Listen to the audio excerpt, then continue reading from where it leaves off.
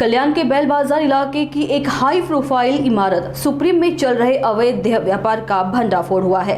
Mahatma Phule police को सूचना milli थी कि ग्राउंड फ्लोर पर अवंतरा नाम से चल रहे मसाज पार्लर की आड़ में देह व्यापार हो रहा है। सूचना के आधार पर पुलिस टीम ने पार्लर पर छापा मारा और मौके से 10 युवतियों को रेस्क्यू किया। साथ ही 2 आरोपियों योगेश चौहान और नौशाद को गिरफ्तार किया गया।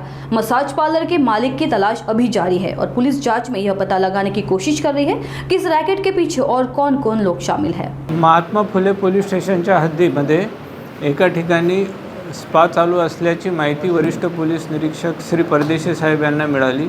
माहितीची शहानिशा करण्यासाठी त्यांनी त्यांच्या अखत्यारीतील अधिकारी आणि कर्मचाऱ्यांना वर्कआउट करण्याच्या सूचना दिल्या आणि ते काम करीत असताना त्यांना एका ठिकाणी अशा स्वरूपाचा अवैध स्पा चालू असल्याचे निदर्शनास आल्याने त्यांनी रीतसर पंचनामा करून ह्या सर्व लोकांवर कारवाई केलेली आहे।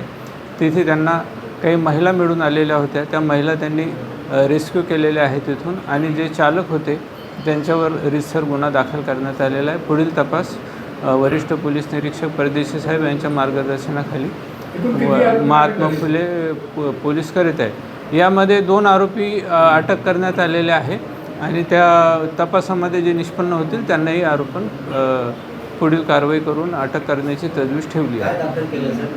पीटा ॲक्टनुसार गुन्हा दाखल केलेला आहे। गंभीर स्वरूपाचा गुन्हा आहे। अल्पवयीन मुली नाही मिळून आलेल्या आहे, त्याच्यात मेजरच आहे।